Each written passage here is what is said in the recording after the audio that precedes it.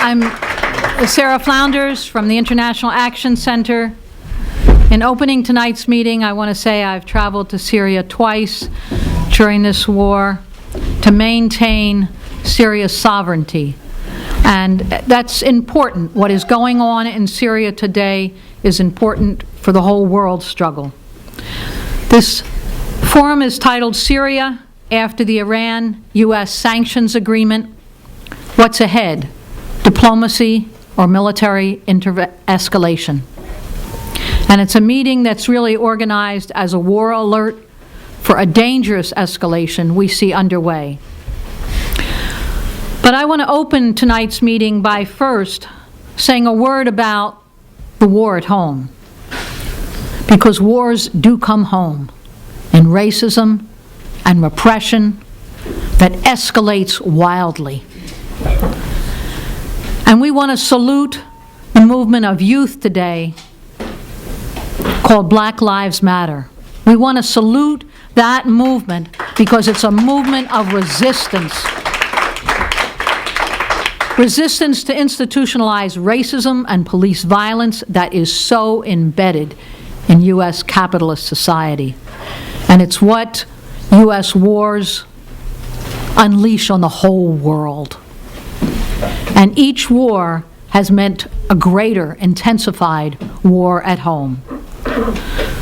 So we see the resistance here at home. We want to salute it. We want to defend it as new resistance. Now today is international attention in the U.S. is on Congress. Will the U.S. Congress pass the Iran nuclear deal? But during this very time, U.S. and Turkish efforts to step up intervention in Syria have escalated. And we need to be on alert because there's a very real question in front of us. Will the militarist forces, whose interest, whose profit, whose drive is in war, will they sabotage the agreement with Iran by provocation and risk wider war against Syria, which has an alliance with Iran? So it's a high-stakes moment. There are forces, powerful forces, that have been unleashed, cultivated, financed, armed by the Pentagon, also with a wink and a nod by Saudi Arabia, by Turkey, that have a concrete material interest in war. There's 100,000 mercenaries operating today in Syria. Fanatics, 1,000 units from 60 countries. And they are every effort to lay waste to Syria. There's new use of bases by the U.S. in Turkey. There's safe zones that they're discussing, and we all know what safe zones are, and no-fly zones, and humanitarian corridors, because we've seen that in Turkey, in Iraq, in Yugoslavia. We've seen that once the bombing starts, always an excuse. It's a very small area, it's just no-fly. It's massive war and destruction. So none of us here, I think, tonight buy the idea of a safe zone or a humanitarian corridor. We want to also know that Turkey may well use this, as they've just used it this past week, as a strike on the Kurds. They flew one bombing mission against the Islamic State and 185 against the PKK. That shows where this is really going, and these are the forces that they're aiming the guns at. And then there's the U.S. Special Units, their proxy force. 60 soldiers, they say, they're going to protect in a safe zone. So we make no predictions. We don't know what's ahead. But we do know that this is an important time for the whole movement to be on the alert because many pieces for an expanded war have been put in place. And it faces the great frustration coming from the Pentagon, the State Department, that Syria has resisted now into the 5th year. And that's important. That kind of resistance is important. That defense of Syria as a state for all the people, multi-religious, multi-ethnic, multinational. Syria has allies, and we also know that the people of the U.S. are determined no to another war, no to intervention, and we have to build a movement that says that clearly. Sign the Iran agreement and hands off Syria. Thank you. Thank you very much, everybody. First, we need to thank Sara for organizing this, and it's always a pleasure to me to be among all of you. Thank you for the Solidarity Center, International Action Center, and I'm very happy to be among all of you. I had prior experience with all of you, and working together, it's always been a pleasure for me and for all of our organization. The topic of today is basically what's going to happen after the agreement between the 5+1 one side and Iran on the other side, and where are we going to go after that? Are we going to go to peace or to war? Let's first start by saying we're not sure that this agreement is going to go or not. And why are we not sure? Because there are some forces that are trying to derail it, they are trying to stop it. And those forces are now very obvious. It's been the practice that the Israeli voice is covered, but at this time it's very obvious. Netanyahu is the only voice internationally that is against this agreement. This agreement is meant to be an agreement to stop the sanction against Iran and to have Iran agree not to have nuclear weapons. The agreement is not meant to be that Iran is going to be in the pocket of Netanyahu or in the pocket of anybody else, to maintain the sovereignty of Iran and to make some agreement that we will give you back your money in order for you to agree with us not to have weapons of mass destruction. Unfortunately, the lies, as usual, in the media are the cover story, and they are wall-to-wall lying everywhere to say, no, Iran is planning to have nuclear weapon no matter what. And the most important lie is that everybody talk about the $150 billion that we are giving Iran. We forget that about 35 years ago, we took those $150 billion from Iran. And we've been working with those 150, and we made them, you all know that you double your money, whatever investment you make every 7-8 years, which means now we have 5 times that much money, and we still hesitant to give that money back to Iran. And we stand tall and we say we're not going to give them the money because they're going to use it against us. I've been telling everybody, what kind of international law is that I can go to you, put my hand in your pocket, take your money, keep it with me for 35 years, then when I'm going to give you the money back, I'm going to have some excuses first, and second condition, if I'm going to give it back to you, you're going to have to give me back something else. It's really ridiculous. Nobody talks about bombing Israel. Nobody talks about bombing United States. But everybody talks about bombing Iran, and everybody talks about where to bomb Iran and what are the places we should bomb. And Israel is ready, and United States is ready. And it's really a lie from wall to wall. And we should, all of us, declare in the open that this is nonsense. If it is an agreement, let's start believing in it, let's start supporting it, and let's go with it somewhere. Hopefully we can get to a place of peace.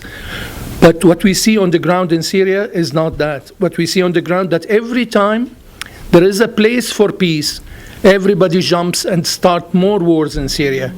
What's happening in Syria these days?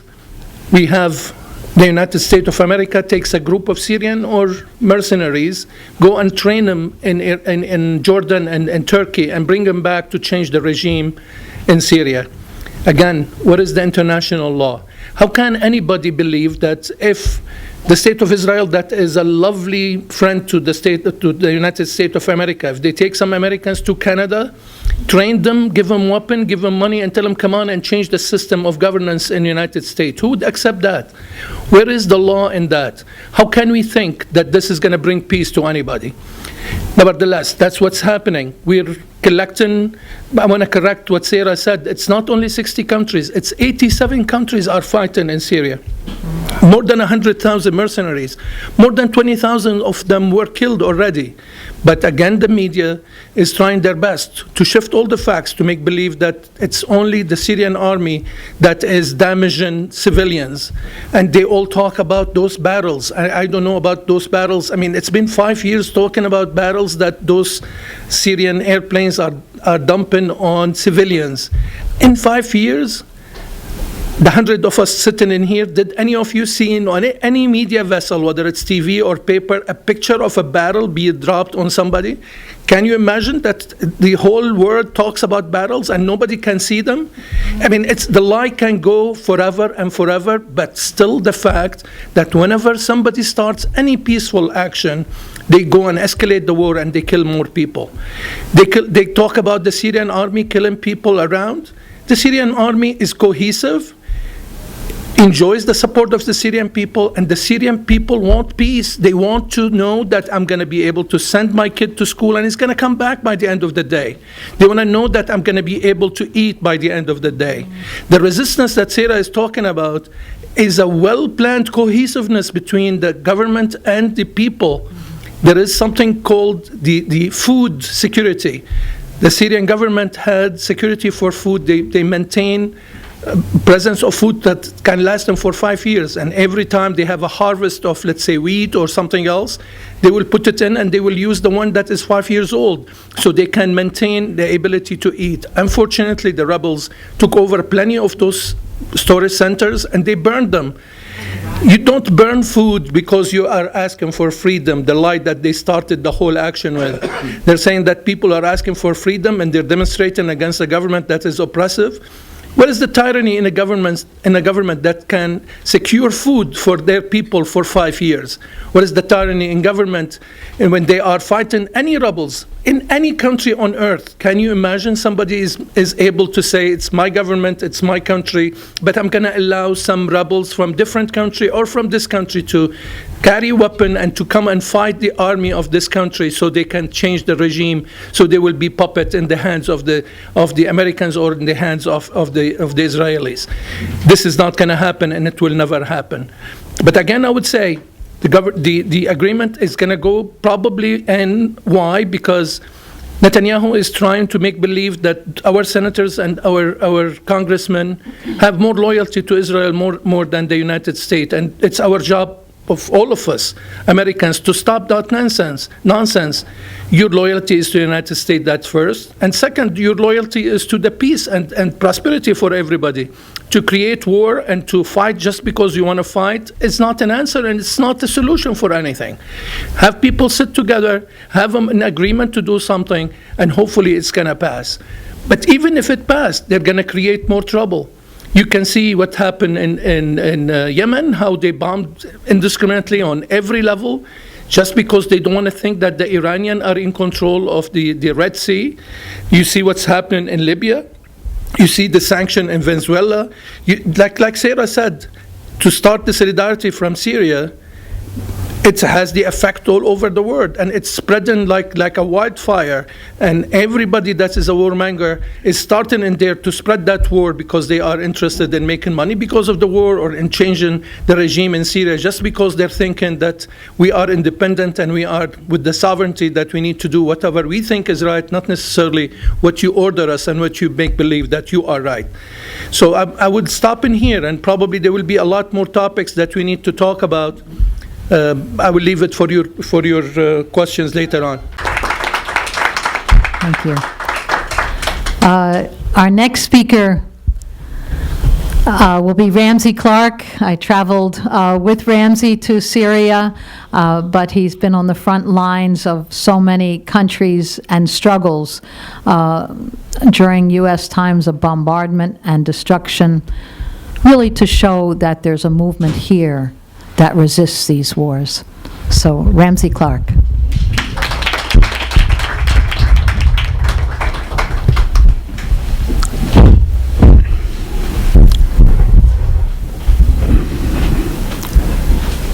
Syria's struggle, is ours too. That is, people in America who believe in freedom and autonomy for their own peoples and governments. And they fought a long, deadly, difficult struggle against overwhelming and inexhaustible odds and arms. It's interesting, during the destruction of Iraq, that Syria, which had had a closed border for a long time because of regional differences,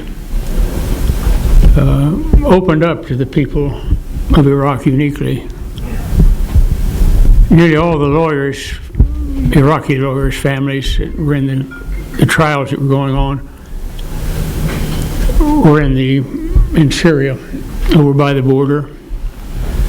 We could drive over from Baghdad and see their families on the weekend. That, though, the border had been closed for decades, and the government's posturing, at least, hostility. Now you see devastation might be too strong, but near devastation for about 3/4 of the landmass. The southwest corners preserved. Damascus itself, surely one of the great cities ever populated by our species, and one of the claimants to being the oldest around, but who knows? Certainly the scholars don't. But when you go down to the old town, you see the openness of the culture. One of the 3 minarets in the great mosque there is named for Jesus. Not a lot of minarets named for Jesus around the Arab world or outside of it, where Muslims live. He's just not a member of the club, but accepted in this particularly or singularly open-hearted society. With the loss of so much of their land, you still see absolute confidence and faith in that southwest corner, that what we used to call "we shall overcome." It will not just be a song, it'll be a truth. And I'm an optimist, so you can't pay a lot of attention to my judgment about these things. I've been accused of staying off the edge of the earth singing, "we shall overcome." I don't know what's out there, you know. But we shall, one way or another. What we need to do is those who are here, is insist that our government support not just the defense of the southwest corner of Syria, but the redemption of the entire country, and aid for its rebuilding. With the border closed for a long, long time during the devastation of Iraq, our lawyers could go over there. They'd be treated well. Their families were in Syria. They were treated well. Syrian families would crunch up into one bedroom of a 2-bedroom house and turn the bedroom and kitchen and icebox, if they had one, open to equal access by poor families, usually without adult males or husbands or older brothers who were still back in the old country fighting for their independence. We owe a lot to Syria, and we have a high obligation to stop supporting the assault on Syria and to finally reestablish its sovereignty over its entire population and peoples, and send aid for the reconstruction of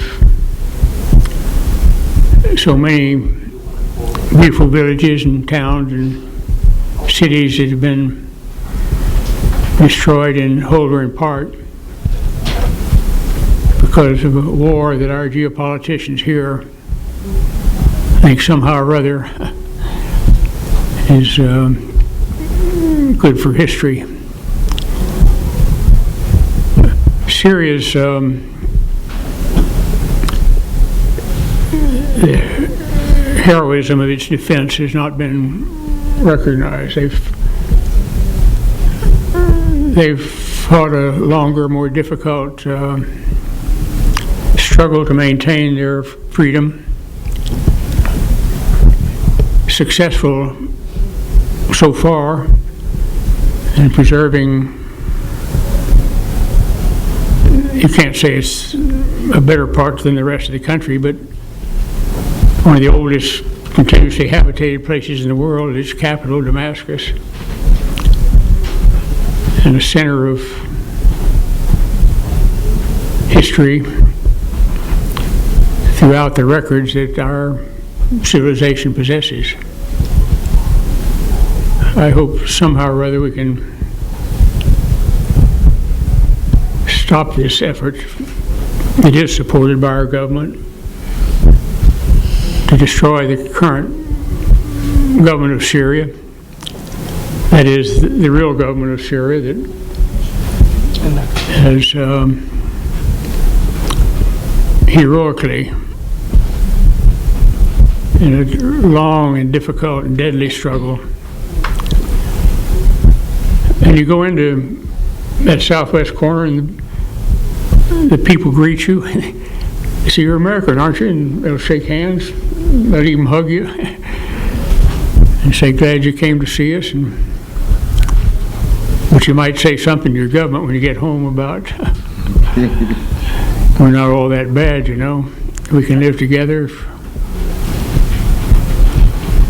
you obtain enough freedom and independence in your own country to get your government off our backs." That's a responsibility that those of us here who are American citizens have to stop our government from its aggressions towards so many governments around the world for such a long time, and open up our foreign policy to non-aggression and sharing, not bribing with aid, but sharing because we want to love each other. And Syria is the place to begin, and now is the time.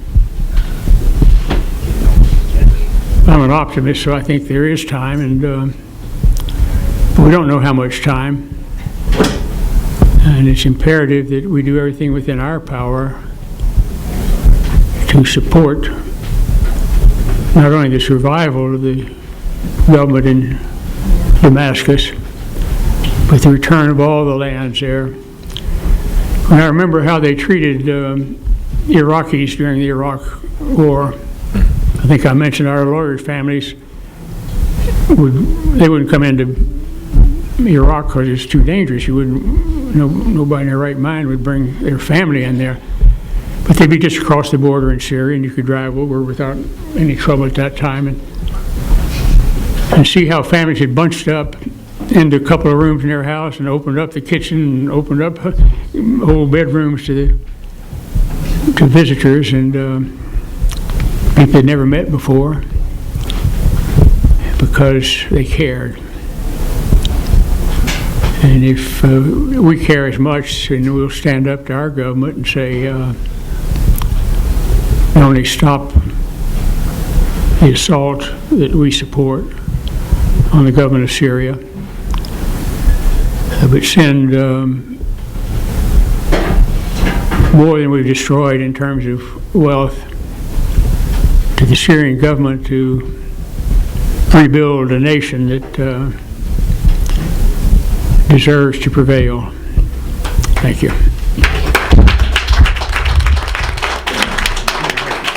Just to also say, along with everyone who is here tonight, and it's so good to see so many friends have turned out, but we especially want to take note that this is a new effort to both stream the meeting, and so those of you, our thanks both to Johnny and to Daoudi and to People's Video Network,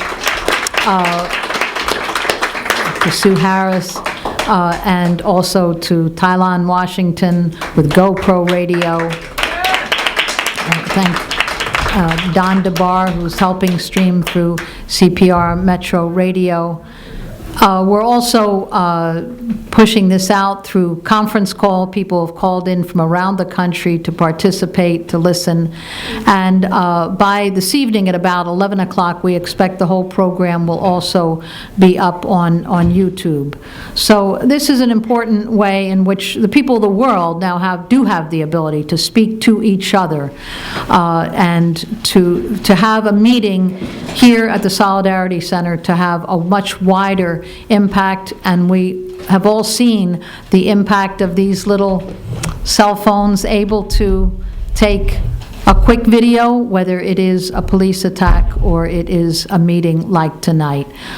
This is the ability of people to talk to each other, and we got to really take advantage of it. So we hope that tonight's meeting is one example of what can be done in the future by many, many others.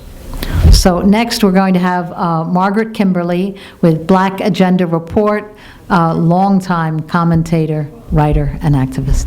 Thank you. Thank you very much. The subtitle of this forum is What's Ahead, Diplomacy or Military Escalation? And I think the answer to that question is usually the same where the United States government is concerned. Diplomacy is always treated as the means to an end, and the desired end in Syria and elsewhere is always American hegemony. When Barack Obama famously said in 2008 that he wasn't against all wars, just dumb wars, he meant that he would further American imperialism by letting others do the fighting, so that he wouldn't take the hits that come when U.S. soldiers are involved in combat abroad. Ever since the late 1970s, American presidents and their Gulf monarchy allies have armed and funded jihadists in Afghanistan, Iraq, Libya, Syria, in order to do the empire's dirty work. The Islamic State, ISIS, is one such group called on to assist in exacting regime change in Syria. Now, it's true that ISIS wants Syrian President Assad out, but they also want the monarchs out, and ultimately they want the United States out of the region. But wishful thinking regarding their intentions and the ability of the West and their allies to control them are leading to endless suffering for people in Syria. Nearly 2 years ago, in August of 2013, President Obama was headed towards military escalation when he claimed that Assad had, quote, gassed his own people, unquote. The meme of threatening one's own people is the propaganda tagline that leads to U.S. intervention and doom for the people allegedly being protected by the United States. In 2003, the Bush administration declared that Saddam Hussein was threatening the Iraqi people. And in the ensuing American intervention, 1 million of them died at the hands of their so-called protectors. In 2011, it was Muammar Gaddafi's turn. After the success of, as Hillary Clinton said, we came, we saw, he died, and the deaths of thousands of Libyans, President Obama and NATO set their sights on Syria as the next domino to fall. In August 2013, the Obama administration made the bizarre claim that on the very day that UN chemical weapons inspectors arrived in Syria, that the Assad government would kill a couple of hundred people in a poison gas attack. Anyone with common sense knew that that was a lie, and thanks to good investigative reporting, we know how it was fabricated. But it shouldn't be surprising that a president would invent a cause for war. But the willingness of our corporate media to repeat White House claims without question was particularly disgraceful, but not surprising. Ultimately, a vote in the British Parliament against intervention and a lack of political and popular support for war forced Obama to retreat. But that was temporary, as the most stridently imperialist president in modern history bided his time and waited for a more opportune moment to strike. In the past year or so, the rise of ISIS has been added as yet another pretext for war. It is true that ISIS is also an enemy of the Syrian government, so if the U.S. really wanted to stop ISIS, it would team up with President Assad for mutual benefit. But ISIS is a child of the U.S., more like a Frankenstein monster created and then threatening its creator. ISIS threatens all parties involved, not just the Syrian government, but the Gulf monarchs. But we are led by mad people who insist on repeating the same acts, but somehow hoping for a different result. The alleged fight against ISIS is nothing more than a fight against Assad. But as always happens when nations collude to interfere with one another, multiple fights with multiple agendas are being waged at once. The government of Turkey has taken the opportunity to fight the Kurds under the guise of fighting ISIS, and that will also play a role in bringing about some unintended and dangerous consequences. I began my remarks by saying that negotiations are means to an end. President Obama may praise President Putin of Russia for the Iran nuclear energy agreement, but the praise should not be taken at face value. That agreement is meant to get America out of a jam with its allies who are tired of stabbing themselves in the back in order to go along with American demands for sanctions and a desire to replace Russian energy with Iranian sources. Iran does get some breathing room from sanctions and gets its money back, as we discussed. The sanctions are killing its economy, but it must pay a very high price for this agreement and agree to 25 years of inspections and the threat of so-called snapback sanctions, which means they can be imposed again at the whim of the Western nations. It's difficult to predict what any of these people will do in the future. We know they're capable of telling very big lies in order to get what they want.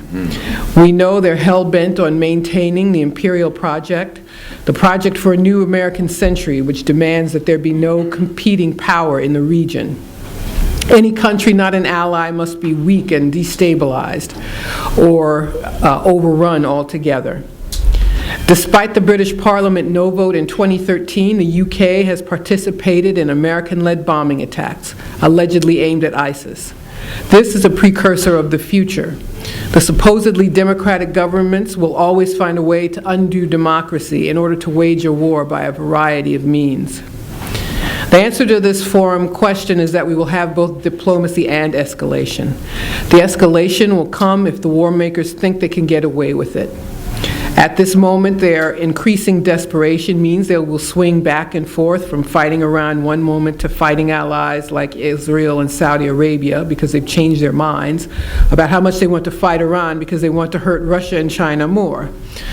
But one thing is always certain with these sometimes conflicting alliances. We should expect the worst from the imperialist nations and know that their quest to control will never end. Thank you very much. Thank you, Margaret. Now, it's really an honor to introduce the next speaker, Larry Hamm, who is the chair of the People's Organization for Progress. And I think looking at this room that quite a number of people were in Newark for the Millions March against racism, police violence, just 2 weeks ago, right? But it's clear that Larry has already recovered that really quite magnificent march and is able is able to join us here tonight, and is really a long time, decades, frontline activist. So Larry Hamm, and why don't we all move down a little bit? Okay.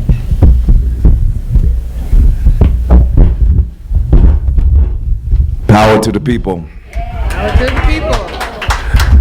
First of all, before I say anything, let me say thank you to the International Action Center, to Sara, and to all of you that helped to make possible the largest march against police brutality in the history of the city of Newark on July 25th.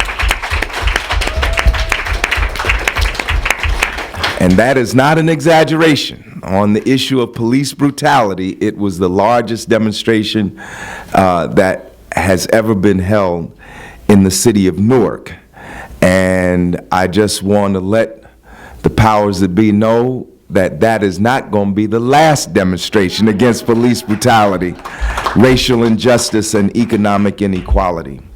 I'm very honored to be here. I'm not an expert on foreign policy. I'm just a street corner agitator. That's good. But I do have a couple of things to say. First of all, the nation of Syria is an old country. It was old when the Bible was written. I just don't understand how the pipsqueak 200-year-old U.S. can go around the world telling these ancient nations how to handle their affairs. I think that that is a form of cultural imperialism. We should be trying to learn from these other ancient peoples whose countries and kingdoms were in existence before Europeans began their settler project here in North America. Regarding the deal with Iran, yes, I agree, it should be signed, but the people of Iran should look at that deal like the Native Americans look at deals the U.S. signed here in this country. You know, they give with one hand and they take away with the other. We had some delegates from Cuba visit us, and I think it's a tremendous accomplishment that we are normalizing relations with Cuba, and that is a victory for the Cuban people. But the struggle is not over. We need to end the embargo, end the sanctions against Cuba, just as we should end the sanctions against Iran. How can the U.S. dictate anything about nuclear weapons to Iran when we have more nuclear weapons than any other country on the face of the earth? We have enough nuclear weapons to destroy the earth scores of times over. I mean, it's a form of insanity, but we understand the insanity is dictated by those who control the madhouse. And it is a madhouse. 1600 Pennsylvania Avenue. I don't care if the president is black or white. It's the policy that we're concerned about. And the policy, regardless of who's president, is a policy of U.S. imperialism designed to maintain U.S. hegemony over the entire world, as our sister pointed out. So the U.S. should not be dictating, but nonetheless, we agree with signing the deal with Iran. And I can remember over a year ago, and Sister Margaret spoke about it in her presentation, I can remember when the United States, when the Obama administration was on the verge of sending forces to Syria But I can also remember that it was the people who rose up and said no war with Syria. That's why we don't have U.S. forces directly participating in the war there now. It's an indirect war. It's a war by proxy. And we say no war with Syria, hands off Syria, stop funding these groups that are trying to overthrow the Syrian government. And if people say, well, what should we do? Well, there's plenty to do here in the United States. There's plenty to do right here. I heard the professor say earlier, Professor Moussa say earlier, that Syrian mothers worry about sending their children to school and worry about them returning home. Well, there are mothers right here in New York City that worry about sending their children to school and wonder if they're going to come home alive and in one piece. Instead of spending money to fund war in Syria, we should be spending it on jobs and health care and education and the needs of the people here in the United States. Now that's easy to say, but the hard thing is to make that happen. And that is why the imperative for us at this time is to build a movement that links our local struggles to the international struggle. The struggle for peace in Syria is a struggle for peace here in the United States because they are making war on working and poor people right here in the United States. I mean, right where we marched, you marched with us arm in arm in Newark, New Jersey.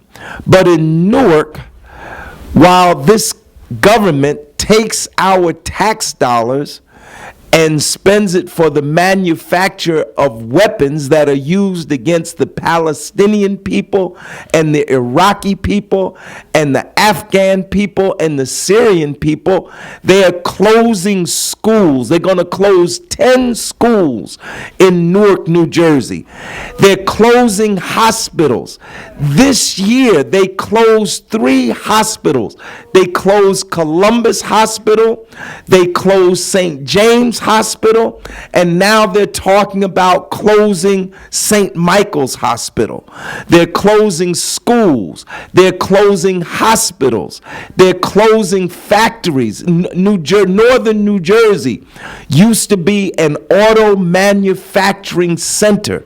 Now they've closed auto plants, and the plants that are open are only able to do a limited amount of manufacturing. They're closing the factories, and they're closing our post offices, and they're foreclosing our homes. In Essex County, we have one of the highest rates of foreclosure in the nation. There are cities right now, you talk about Detroit. Detroit is not going to be the last bankrupt city in the United States. There are going to be municipalities that will go bankrupt all over this country, including New Jersey.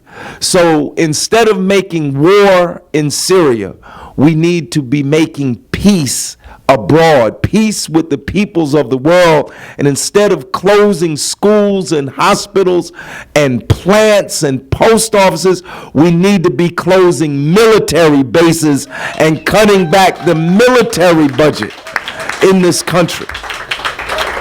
But to do that, we must build a movement, brothers and sisters. And we must build a movement that will raise hell in this country coast to coast. I'm so glad to see that the people in Ferguson rose up once again. I hope they keep rising up in Ferguson and in Baltimore and all across this country. And we need to have mass demonstrations and marches for peace abroad and for the people's needs at home. And we're going into an election season. any politician that comes in our community and is talking about continuing these imperialist wars, we need to run them out of town, not just run them out of office, run them out of town. We need to make it clear as to what kind of policy we want for the future. So that's basically what I have to say. And lastly, we are closer, I believe, I don't know if you share this belief, but I believe that we are dangerously close to world war.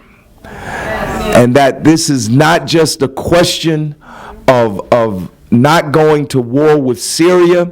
You see the machinations of U.S. imperialism in the Ukraine. You see the intensification of contradictions between the United States and Russia.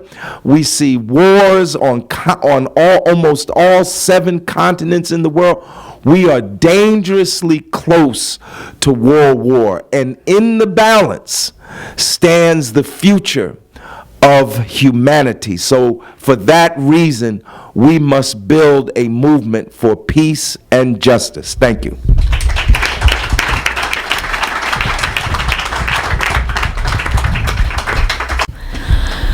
I'm next going to call on Joe Lombardo with the United National Anti-War Coalition, also a long activist, played a very important role in the conference that UNAC recently had in New Jersey, is one of the 2 national coordinators. So Joe Lombardo.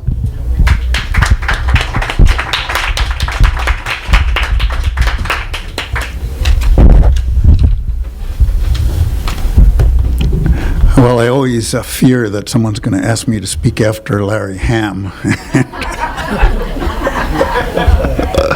And they did. I too want to thank everybody for being here. It's a time when there is an escalation of the hostilities orchestrated by the United States and imperialists in Syria. And also a time that there's this peace plan supposedly going on in with Iran, which I support because the Iranians support it. But I have no, I understand that the United States has no right to impose on Iran what they are imposing. Sure, the U.S. has more nuclear weapons than anybody else, but the U.S. also knows very, very clearly that Iran has no nuclear weapons program. And yet they're going into these negotiations and they want to do inspections. Well, we shouldn't forget what inspections meant in Iraq. Inspections meant in Iraq that U.S. forces and others went there. They also knew there was no weapons of mass destruction in Iraq, but they went there and they figured out the targets for the U.S. when the U.S. invaded Iraq. And it's a violation of the self-determination of the people of Iran to insist that these outside powers can go into that country and investigate whether they have nuclear weapons or not, when they all know they don't, and they don't have any such program. So it is a violation of their right to self-determination, but the Iranian people, the Iranian government want it, and I support it, and the reason they want it is because they need relief from these sanctions. Now, I've gotten 2 calls, and I don't watch TV very much, but when I turned on the TV, I've seen these ads against the Iran agreement. I couldn't believe it. I've never remember seeing stuff like that so clear.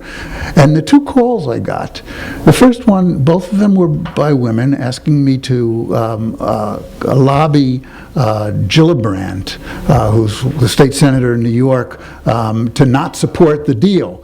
So the first woman I tried to talk to, And I said, well, she knew nothing. She was paid by someone to read a script and ask me to do certain things. She knew nothing. She was not someone on the side of there. The second person I just yelled at, so. But, so there is a concern, because it's clear there's a difference in the rulers in this country on what to do there. But I do believe it's going to pass, because you have to think further than it. Suppose it fails. Suppose the agreement fails. How will the rest of the world react? I've listened to commentary from other countries, U.S.-supported countries like the BBC and so forth. They think this is Obama's greatest achievement. They are all for it.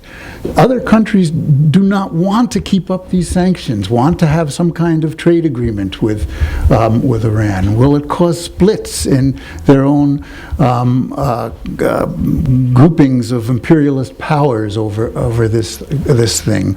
Will it drive Iran more towards powers that the United States does not want it to be driven towards, like Russia and China and so forth? So I think that they're going to make a big fuss over it, and then they're going to pass it. But I don't really know. But the interesting thing is, while they are doing this diplomatic thing in Iran, they are escalating the war in Syria. And I worry, again, because the United States did not negotiate a deal with Iran about nuclear weapons, because they know Iran does not have a nuclear program. So what did they negotiate? What are they talking about? What did they do? Are they trying to pressure Iran, perhaps, to not give the same kind of support to Syria? Is that a possibility?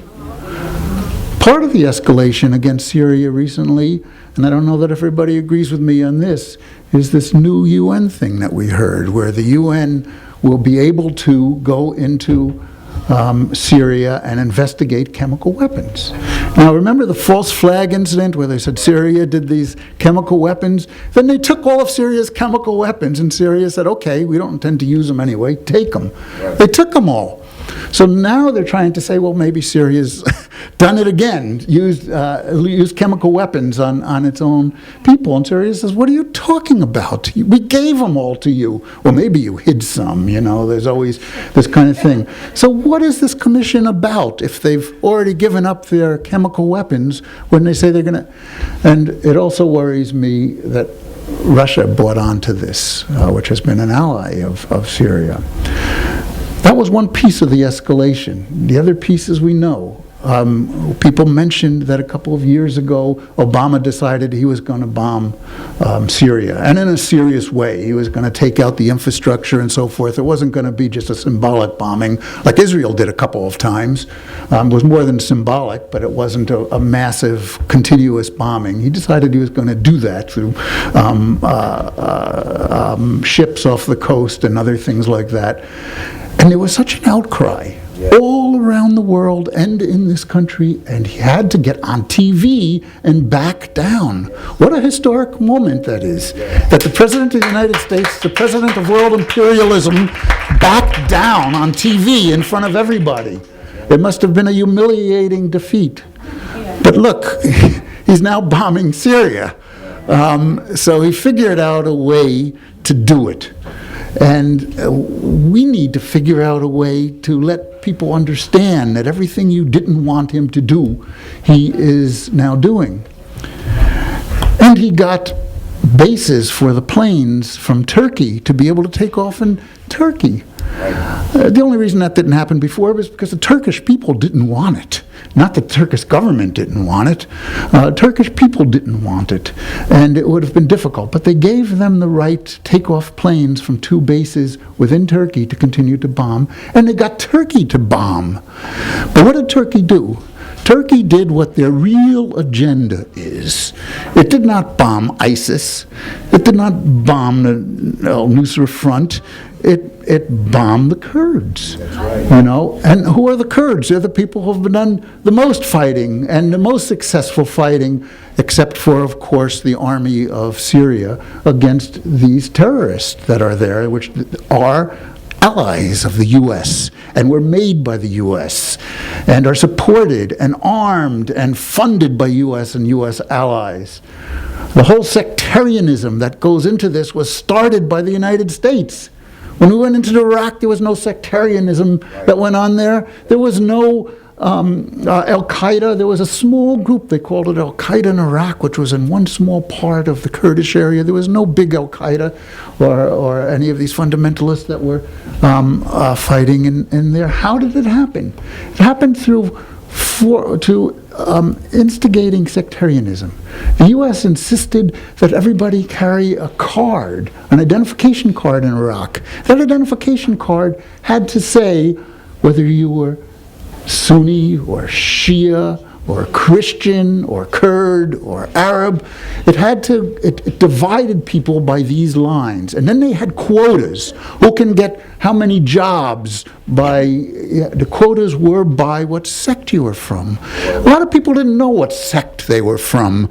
They were just there, but they forced this kind of quota system. They built walls between the communities and forced the Shias and the Sunnis to separate. And they created this kind of sectarianism which was going to build the kind of Al-Qaeda structures and the kind of structures that we see now and the kind of sectarianism.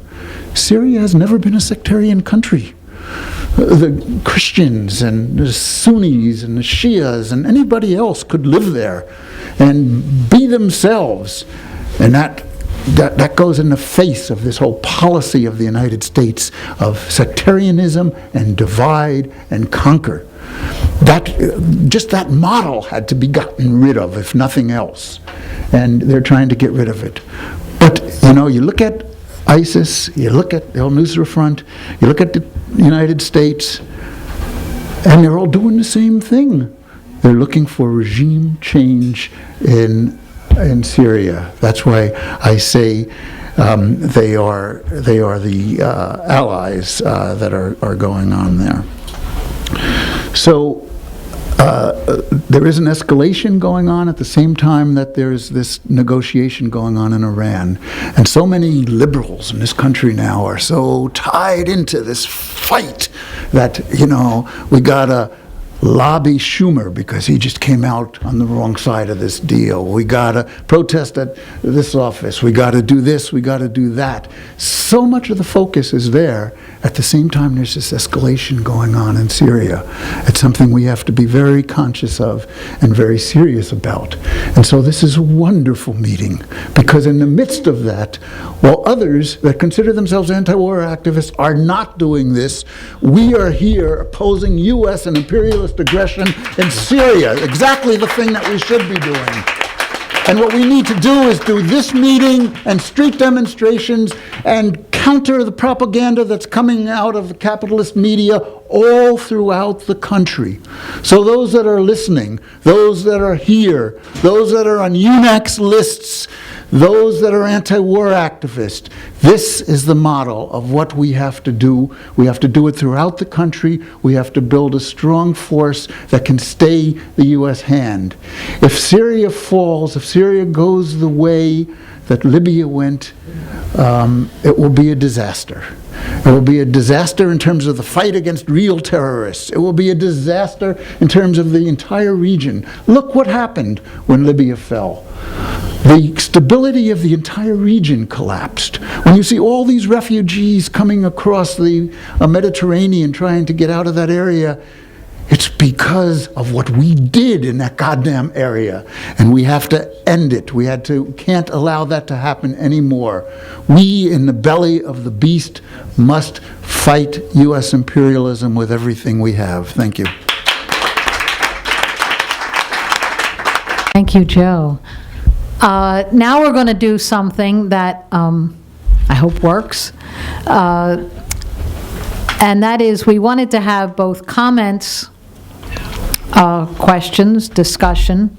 There's a number of people here who have asked to participate.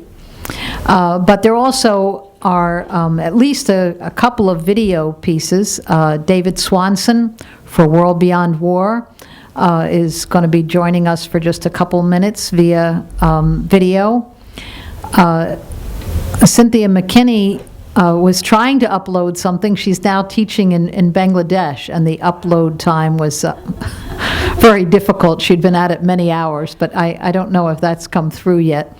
And if not, it will be included in the YouTube piece of this whole program. Thank you, Joe. Now we're going to do something that I hope works. And that is, we wanted to have both comments, questions, discussion.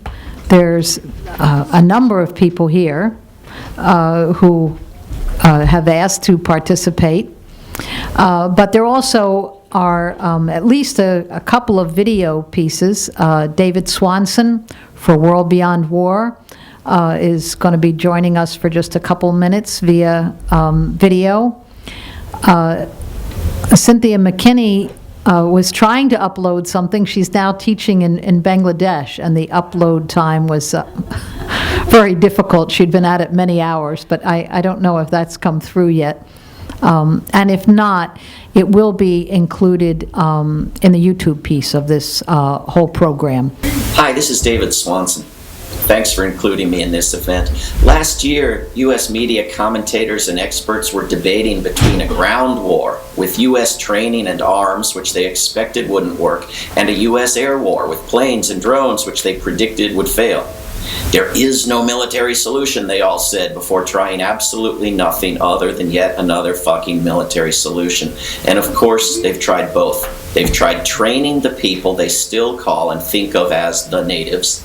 They've advertised a pointless, doomed effort to kill one's neighbors as part of what they admit is a lack of any real plan, and managed to attract very few recruits. They've trained some 60 at a cost of some $4 million each, armed them to the teeth, and marched them off to fight enthusiastic killers in greater numbers, also armed with U.S. weapons, and apparently that hasn't worked, due to their failure to fight well, just as it wouldn't have worked had they fought brilliantly and courageously.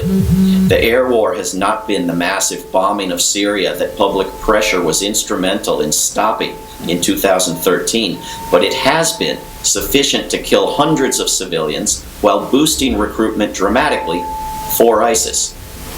Well, Americans plead in chorus, what would you do? What would I do? Look at Iran, where you've got one of the two big sects in favor of talking and the other in favor of bombing.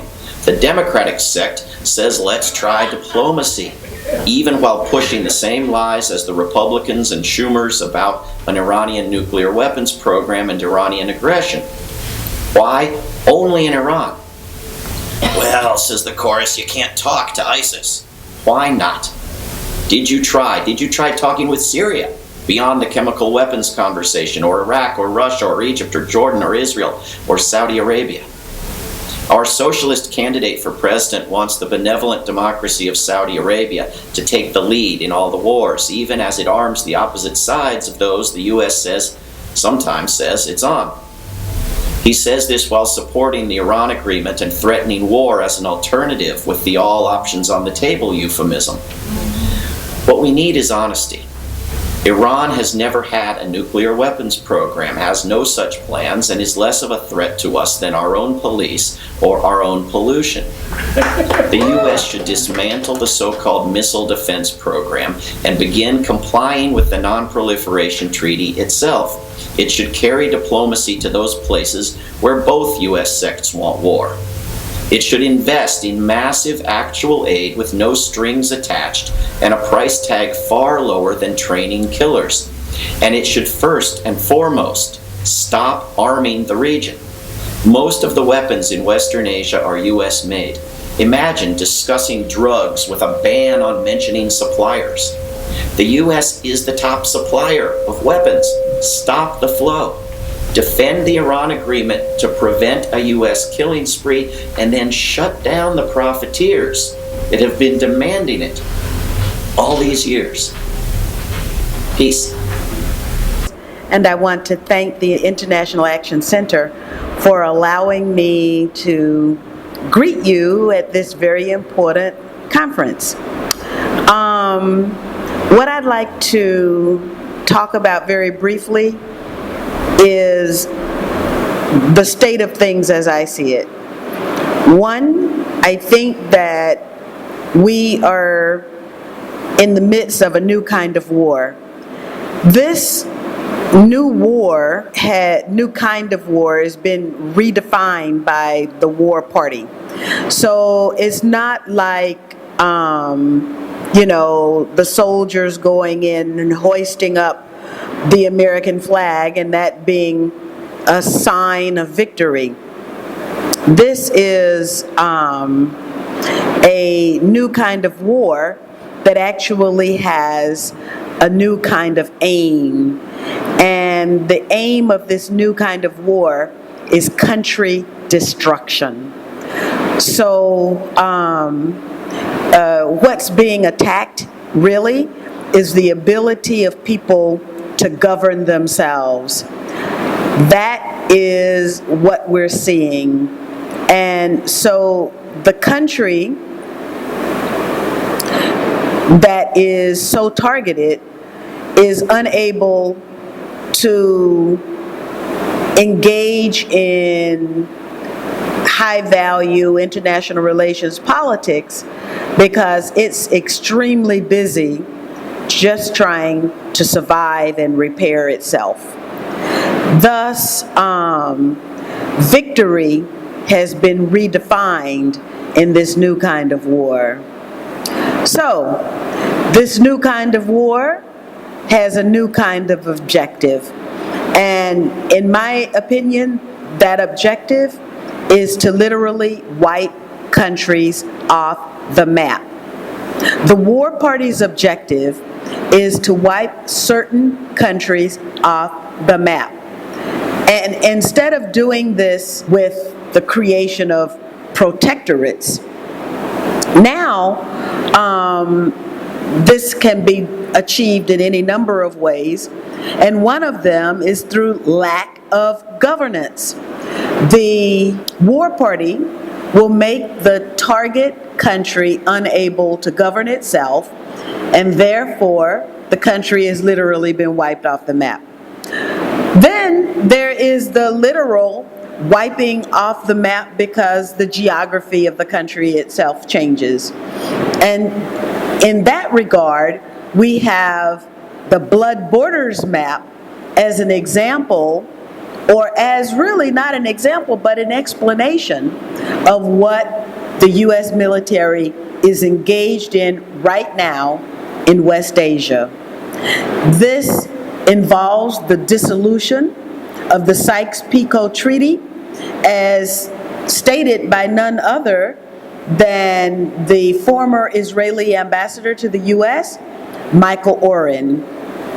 And the science behind this is called cryodynamics, and that is the study, really, of how long it will take a country that's been so targeted to get back on its feet.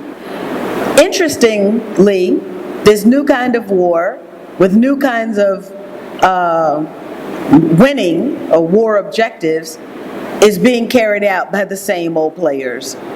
And there's none other than the Israel lobby that's at the very heart of this.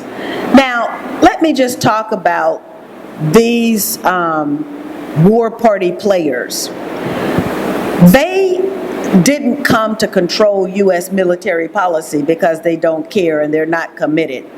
They control U.S. policy because they're tenacious, they're fervent, they're committed. And what that means is that we have to be the same way. We cannot allow them to outlast us, to outcommit us, to out-fervent us. We have to be just as committed to peace as they are to war, because otherwise the situation is going to be, as Dick Cheney said, we'll have war for the next generation. So now, they're not going to stop until we stop them. And I think that is the purpose of this conference. Don't give up, don't give in, and most importantly, don't give out.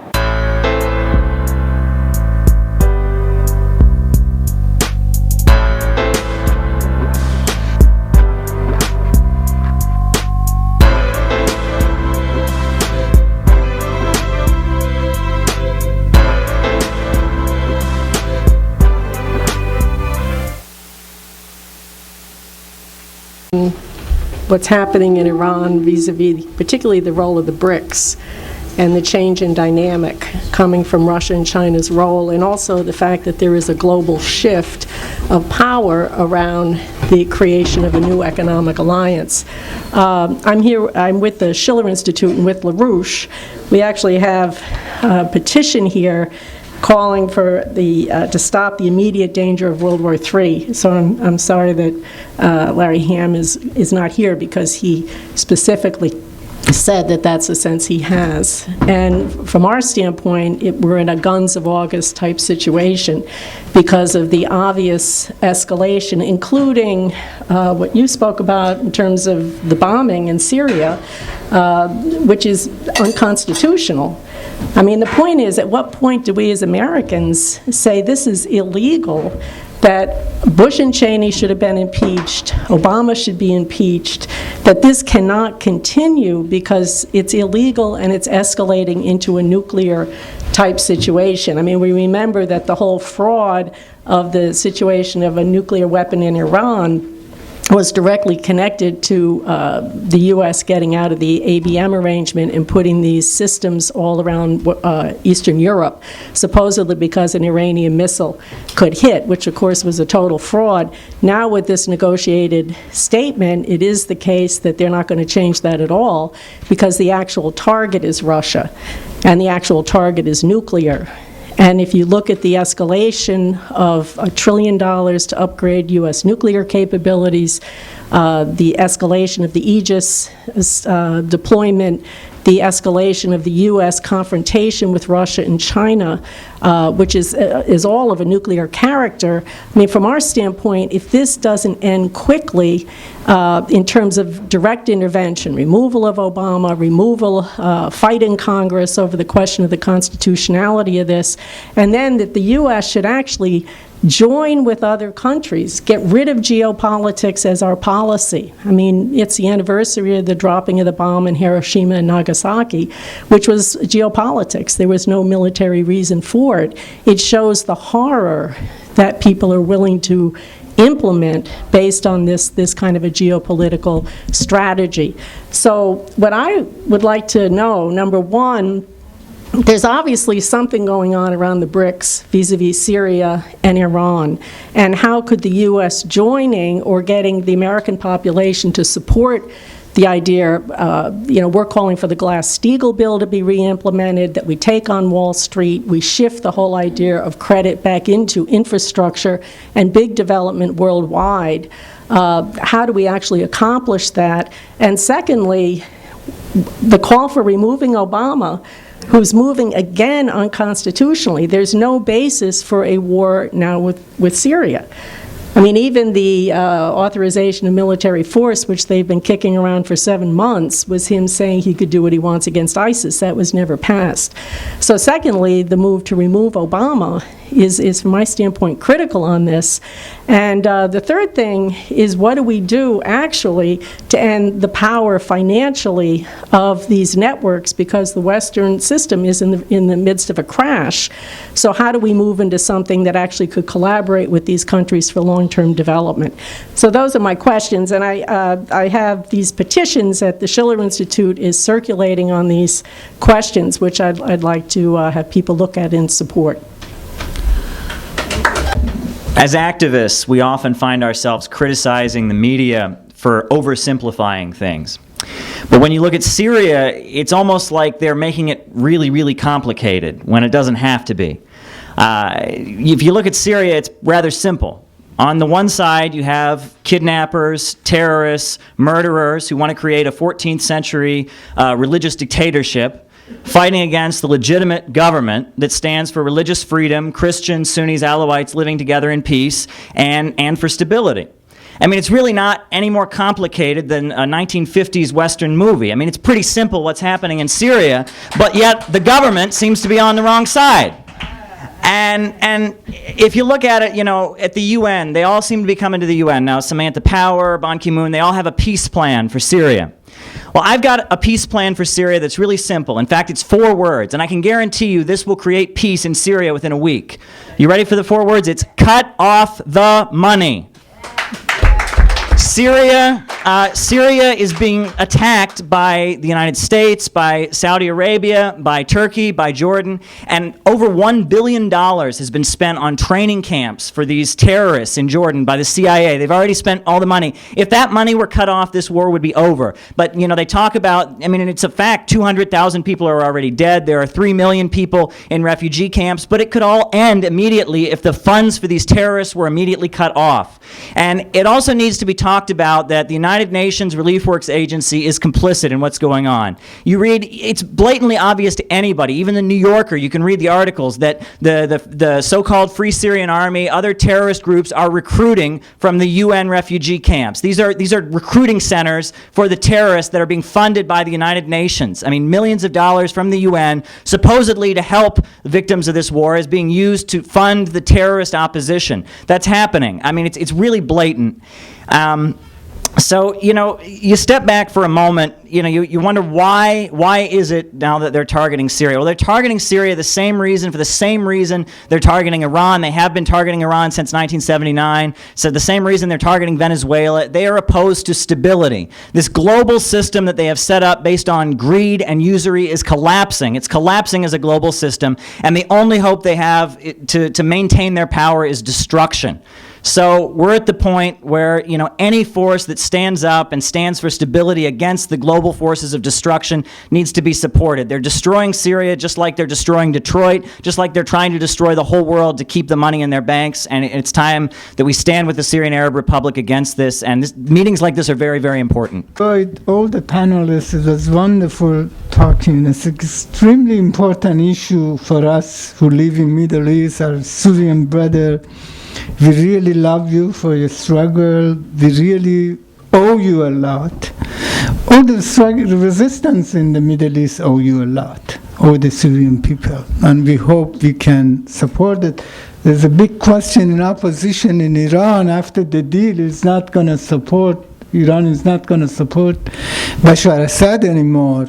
I don't know if you have that feeling or no. I don't think Iran is going to give up support in Syria. Would never do it. If Iran government does it, people would overthrow that government. And a lot of them are Muslim who are going to do that, you know. So Iran is not going to give up support in Syria. But there is going to be policy changes. There will be tactical changes in Middle East. The way Iran is going to play is going to be different. It's going to be more complex. We're going to find that out. It's not clear what's going to happen. But let me tell you in a short time I have, as far as the deal is concerned, a lot of people say it's a bad deal. A lot of say it's a lose from Iran, because they gave in to the U.S. government. Sara wrote a piece and called it an achievement. I think the achievement is the best word when I think, because I couldn't call it victory like Cuban people. For the Cuban people, what they did, I call it victory. But for Iran, there's a long way for victory, because they're still going to change the government of Iran.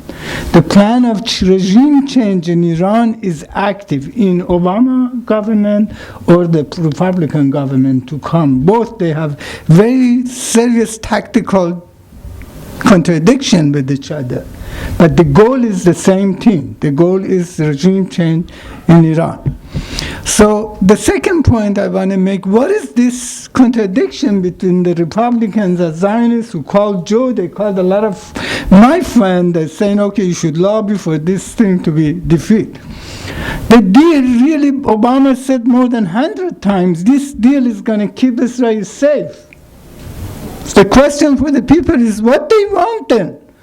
You know, they're scared, you know, Iran is coming weaker, they think, from this deal, and it's not going to be able, and I think Iran gave in a lot of advantages as far as the enrichment is concerned, although Iran never wanted atomic bomb, but it's always good to have that strong power. If you can enrich 20 kilogram in uranium, and you can have ability to get to my opinion, Iran should have atomic bomb in order to defend. No country can stay against the United States without the power. Only you have to have the power in order to keep your sovereignty, your independence, and don't let other people force you to anything. If I was in power, I would say we should have an atomic bomb. We know, or the government. But anyway, the difference is that Zionists and the warmongers, they want right now to Iran to be bombed because they doubt maybe Iran will come stronger of this. And we all think it may happen. It may happen, Iran comes out stronger because the weak point of Iran is the economy. The strong point of Iran is the resistance in the Middle East. So Iran has to overcome the economic difficulties, very serious problem. Iran has to be strong. Although the balance of the forces in the world is changed, Russia is playing much stronger role, China is playing much stronger role, but still the finance of the world is managed by the United States.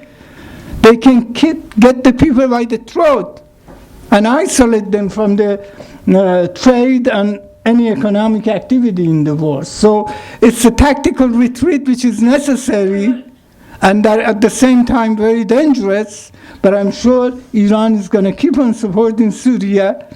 Iran is going to stay with the resistance, and Iran's policy only is going to change. I'm going to be very short and finish.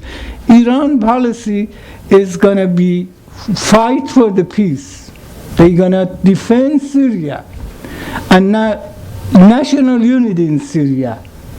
As United States is going to use Daesh and ISIS to fight, quote unquote, against Syria and Iran, saying fighting ISIS, but fighting really Turkey and all, you know what's going on. But Iran is going to go ahead and say, okay, let's unite and fight ISIS. And let's have an independent, and Bashar Assad should stay there. No Syria without Bashar Assad. Whoever comes say Bashar Assad should not be there, that means they betraying Syria. They're saying that we have to be very careful. It doesn't matter if it's Iran or someone else. So, the war raging in Syria today is a continuation of a war really that's been going on in the Arab world since the 1940s between the monarchies like the Saudis and the Gulf monarchies that pay tribute to the United States, and the nationalist Republican forces that began to come to power in around that time in Egypt, Syria, Iraq, led the Algerian Revolution. And because it was in the 1940s that the House of Saud ceded Saudi Arabia's oil reserves to U.S. corporations, and it's also the in the late 1940s, the Truman administration, which also nuked Hiroshima and Nagasaki 70 years ago yesterday, in the last couple of days, created the giant military base called Israel on the soil of Palestine. And repeatedly, Israel has intervened on behalf of the monarchist forces against the nationalist forces in the Arab world in 67 and 56 and 73. But that war is part of a larger war. Here we have it on the 70th anniversary of the end of World War II, on the 70th anniversary of the nuking of Hiroshima and Nagasaki. We see basically the United States is at war, largely by proxy, against the entire world.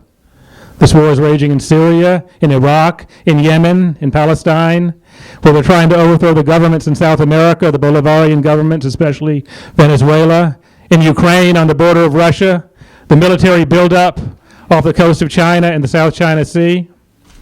And basically, the object of this war is to maintain the obsolescent position of the United States, of U.S. banks and corporations at the center of the world economy. And it is a position that can be maintained and to keep the world's wealth flowing into Wall Street. And it's a position that can be maintained only the way it was obtained, by destruction elsewhere. And my take on the struggle happening over the nuclear deal is that the Obama administration has embarked on a new tactic in that in this war. Whilst the Bush regime and Obama in the first years tried to restrict oil production around the world by military force, hence the invasion of Iraq, for example, that was the purpose of it. The Obama administration is decided to go with, take advantage of the oil glut to collaborate with the Saudis to push oil prices down even further and to try to wreck the economies of Iran, of Venezuela, of Russia. And this is a far-sighted imperialist plan, but it brings them into contradiction with those in this country who have the most money invested in the fracking industry. Very big capitalist forces who have billions invested in fracking and are looking forward to profits. And they have formed an alliance with the Likud in Israel to push for war now, to escalate the confrontation, as opposed to the more subtle, covert means that the Obama administration is trying to use. They're both poisonous. They're both an anathema to the interest of, we have to support the deal, yes, because of the Iranian people. It's a victory for the people of the world. But there will never be peace until the United States is forced to withdraw from the Middle East, get out the Fifth Fleet, the Sixth Fleet, the CIA, the bases in Turkey, that base called Israel that we pay for every day. And that's the solution to peace for the region. And that way we can turn over also the vast resources that are used in military production over to meet human need. Good evening, everyone. It's a long time we don't meet. Thanks for you, Sara. Thanks for Dr. Ghiass. Thanks for the writer. I'm sorry, I forgot the name. Thanks, John. First of all, I believe I'm a Syrian American. We're here as Syrian American to build a bridge between American people and Syrian people. We're not here to against any American. When we talk about the strategy of America and the government. We love whole American as Syrian. We love everybody. And our kids waiting and have hope to you move harder and faster and push on the Congress to help the kids and to take the tension out of Syria, because no medication, no food, and that what we love to do to help us with. And today, after the guy from Saudi Arabia, he said a word, and I'm going to tell to the whole world, to United States, to whole world, and special Saudi Arabia. We promise you, Syria never go down, and we promise you, we supporting our president. Only one who say who we want, we not get agenda from anybody. And I promise Syrian kids, we here to let your voice out. And I promise my grandchild, always you're gonna be proud because you have Syrian blood in you and American blood. And always I gotta say, doesn't matter how much we have pain and blood in Syria, but never we go down. I promise that my grandchild and all Syrian kids. I was really glad to hear Larry Hamm's remarks, because he connected the struggle that's going on internationally and the anti-war struggle with the war at home. And that's the slogan that UNAC uses now. We need to end the wars abroad and at home. And when we can really do that in a concrete way, and the folks that are fighting in Ferguson and Newark and Staten Island and everywhere else, because of what's happening in their communities, from that occupation force can link up with those fighting around the world from the military occupation force of the United States, which has about 1,000 foreign military bases. Most countries have none, some have one or two. The United States has about 1,000, and a military budget about equal to that of every other country in the world. When we can link up those struggles here and abroad, that's when we're going to win and end U.S. imperialism. I also want to thank everybody for who's here physically, who's listening and watching the live stream, for participating in an event like this. I just want to close by saying at Black Agenda Report, we say that President Obama is not the lesser evil. He's just the more effective evil.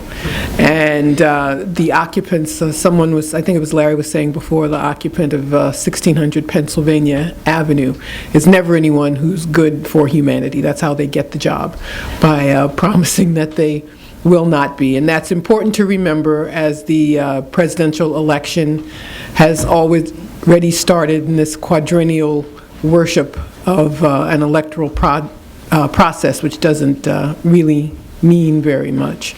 Lest we forget, I believe it was Warren Buffett, some very wealthy man said, Hillary Clinton, Jeb Bush, it doesn't matter, I could live with either one of them. So I think that tells us all we need to know. So we have to keep a close watch on our country, because America's intentions are never good, never. They're always meant to further the interests of our military and our ruling class, who one day want to stop this country and another day stop that country, but that is always their goal, is control. So I hope that we keep that in mind no matter what is going on. Thank you. Thank you, everyone who's here tonight, everyone who's listening, and really the people's struggle and the determination and the resistance. This is what will win. I think we can really see this in the resistance for years now, going into the 5th year in Syria, but it's also true when we look at decades-long struggles right here in the U.S. We stand with the people and not with the war makers. So stay strong, power to the people.